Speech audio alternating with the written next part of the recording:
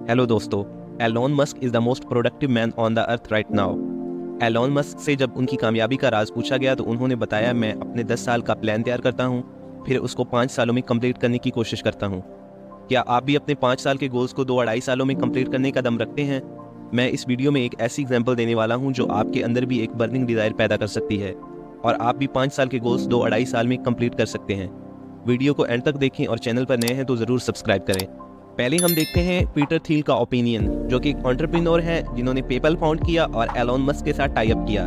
Peter Thiel ने 1998 में PayPal को फाउंड किया और बस 4 साल बाद 2002 में उन्होंने पेपल को सेल कर दिया और एक मल्टी मिलियनर बन गए। उस टाइम उनकी एज 35 साल थी।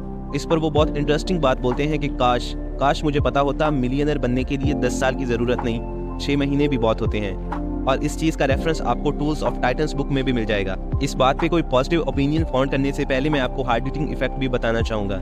हार्ड हिटिंग इफेक्ट ये है कि इस वक्त जितने लोग भी इस वीडियो को देख रहे हैं उनमें सिर्फ 6% ही ऐसे लोग होंगे जो शायद अपने गोल को पूरा कर पाएंगे, 6 महीने में भी नहीं, शायद अपनी ज़िंदगी में। और ये बात मैं ऐसे नहीं बोल रहा, एक रिसर्च करेगी जिसके अकॉर्डिंग सिर्फ 20% लोग ही ऐसे होते हैं जो अपने गोल को सेट करते हैं।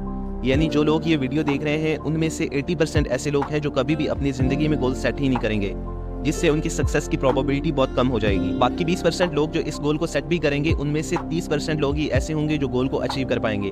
मतलब अराउंड 6% लोग ऐसे होंगे जो एक्चुअल में अपने गोल को अचीव कर पाएंगे। अगर आप उन 6% लोगों में आना चाहते हैं तो सबसे पहली चीज़ ये करो कि इस वीडियो को एंड तक देखने का पेशेंस रखो।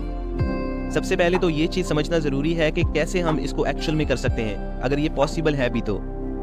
सबसे पहला स्टेप तो यही होगा कि हम अपने ब्रेन को इस पॉसिबिलिटी के लिए ओपन करें कि हाँ, ये किया जा सकता है, आई कैन डू दिस। वो करने के लिए मैं आपसे क्वेश्चन पूछता हूँ, आपको क्या लगता है वर्ल्ड क्लास आर्टिस्ट बनने के लिए कितने साल लगेंगे? 10 साल, 20 साल? वेल, टोटली टेक्स एक बुक है, इनके ऑथर टिमोथी, उनके फादर का नाम है बुक पॉल्सन।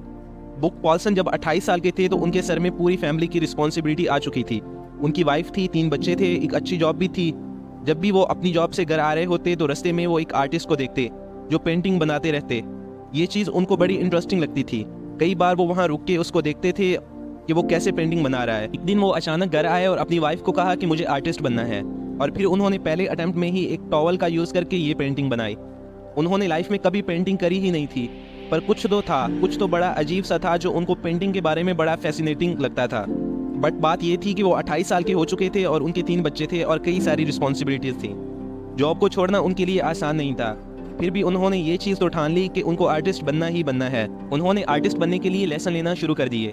कई हफ्ते उन्होंने चीज़ें सीखी, बट फिर भी वो बहुत एवरेज थे, इसलिए उनके अंदर ज़रा भी हिम्मत नहीं हो रही थी कि अपनी वाइफ को बोल पाए कि मैं अपनी जॉब छोड़ना चाहता हूँ और फुल टाइम पेंटिंग करना चाहता हूँ।